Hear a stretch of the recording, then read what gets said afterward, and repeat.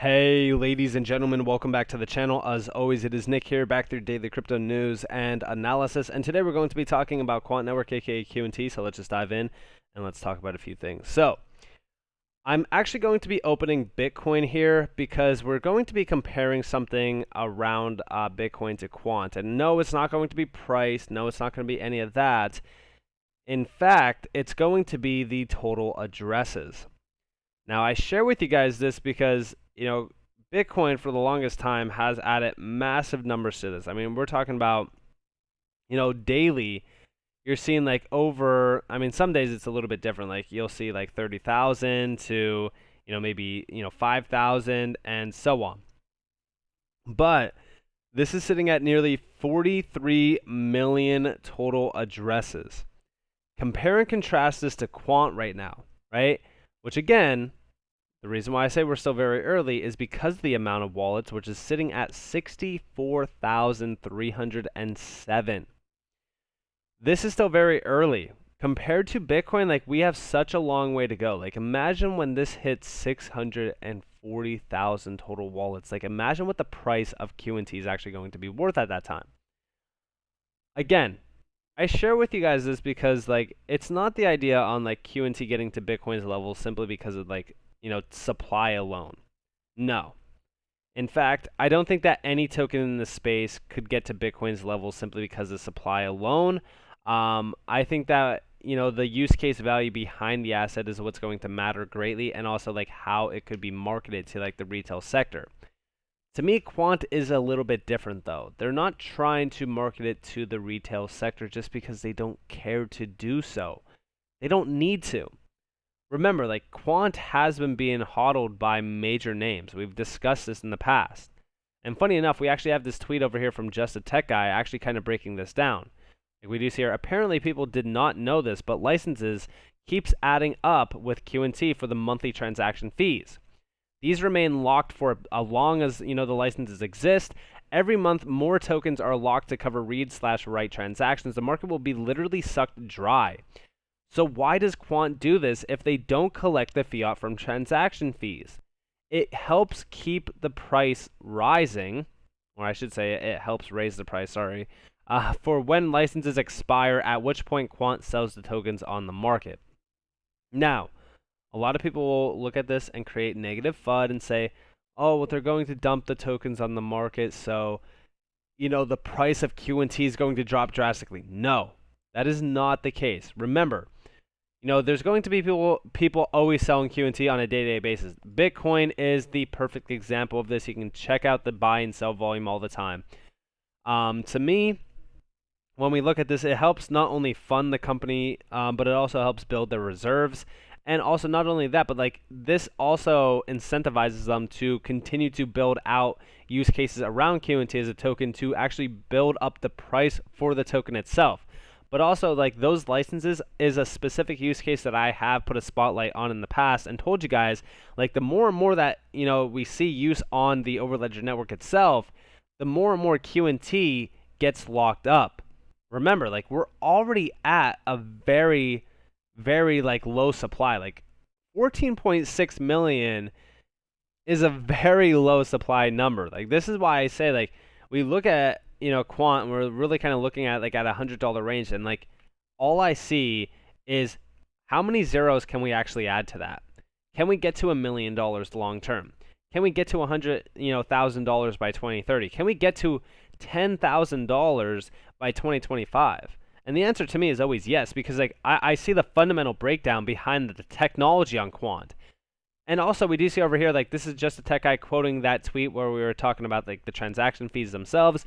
We do see most Fortune 500 companies, governments, etc. are slow movers. They are very likely to extend licenses, decisions like that, extend licenses. Decisions like that are over 5 to 10 years time frame.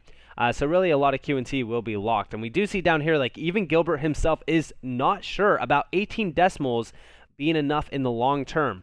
We are in uncharted waters, technological revolution.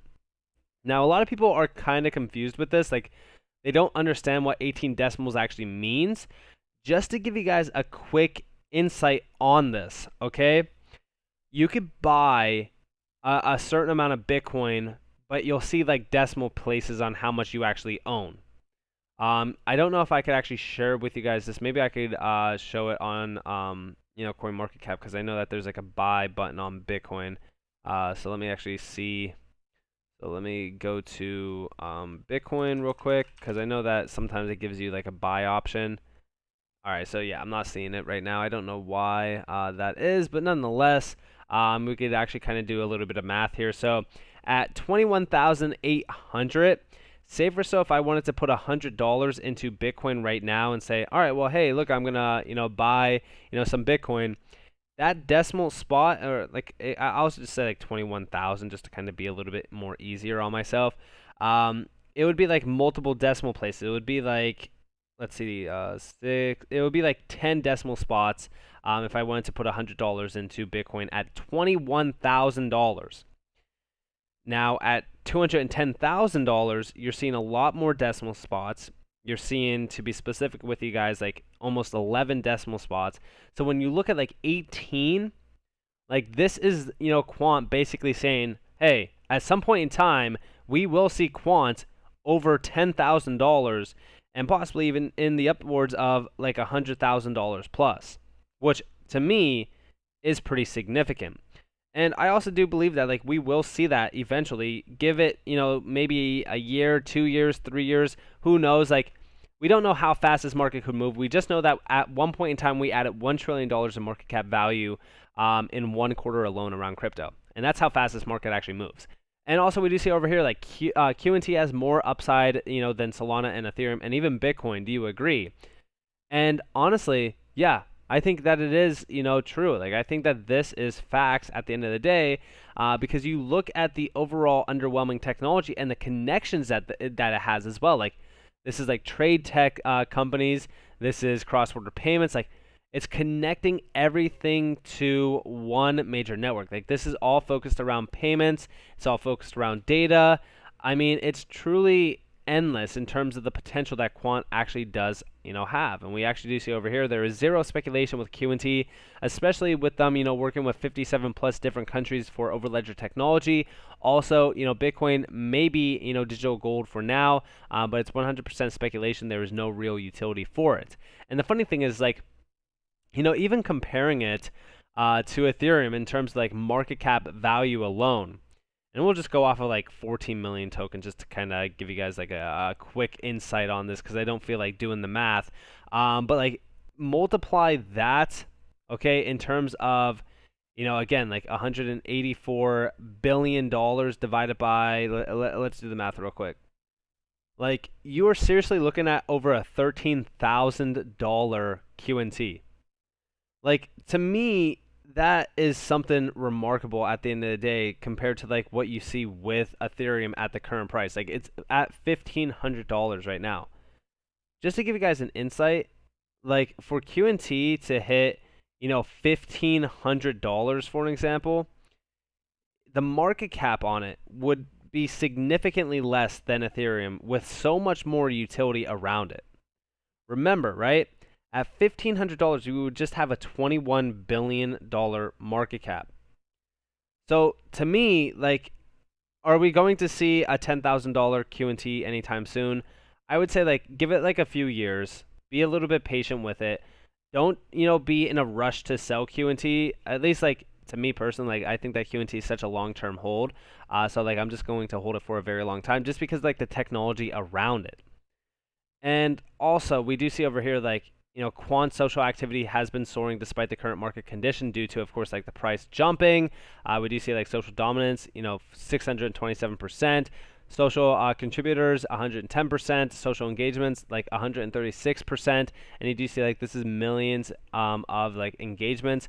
It's huge. It's massive. And like this is only the start. Like I still like don't think that these numbers are anything like remarkable. I still don't even think that the price of Quant is remarkable. Like, wake me up when we're over $1,000, because that's like when things get a little bit more interesting.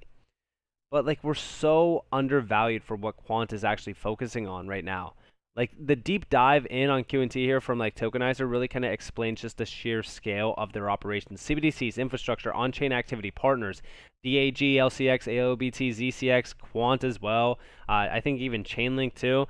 Team, vision of ODAP, meta, plus more. Like, there's so much to this. Like, I will say this, at the end of the day, when you look at like interoperability around Quant, it's special. It truly is special. I will say, there's nothing really out there like it. Remember, like they just talked with a few individuals, like they talked with Visa as well as like Bank of Canada and I think Financial Times as well.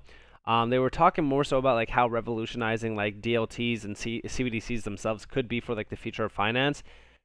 And Quant realizes exactly what is needed. Like the team at Quant, like Gilbert Verdian himself, realizes what is needed for that to actually happen. Like that revolutionization around finance, around many of these industries, they understand exactly what is needed, and they know that Quant is needed in that entire mechanism.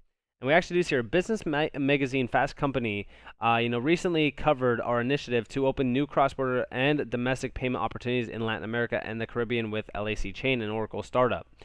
And we do see like Fast Company using digital currencies to unlock a continent. And we actually talked about this slightly, but real-time digital assets makes getting paid instantaneously. All users need is a phone. And of course, like up here, we do see a little bit of a talk like the BRIC economies were once tipped to reshape the global financial landscape, but Brazil and the rest of Latin America's potential have yet to be fully realized. LAC Chain, a pan-regional, blockchain program run by the International Development Bank, has stepped in working with Quant. They've launched an initiative using DLT to help solve one of the region's most pressuring economic issues. And it's funny, right? Because right now we're actually seeing that entire reshaping of the global financial landscape before our eyes.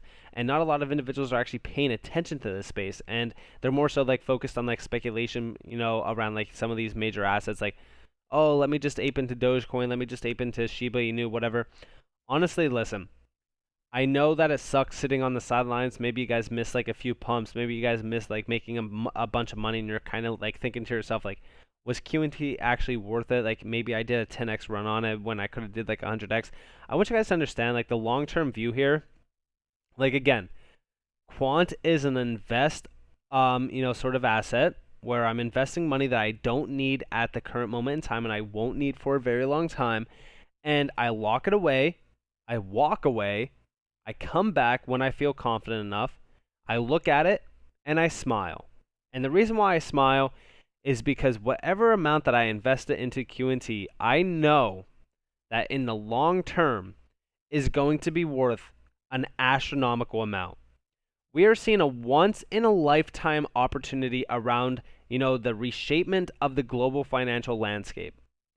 And I don't believe that people are understanding the technological standpoints that are being made around this technology and the movement around some of these companies that they have been doing. Like Quant has direct connections with such like large names around the banking and financial sector that I just don't think people are paying attention enough. So with that being said, for those individuals that are continuously watching my Quant videos, you guys see the connections. You guys see what is happening. And I really do hope that I can open your guys' eyes to like what is happening around like the financial sector before like it's too late. So with that being said, I hope that you guys enjoyed this. If you guys did, definitely leave a like, subscribe, turn notifications on because I'm a free content. You guys are more than welcome to follow me on Twitter and join the free Discord down in the description below. It's just up to you all. Have a beautiful day or beautiful night, wherever you guys are in this beautiful world. It's been Nick. Peace out, guys.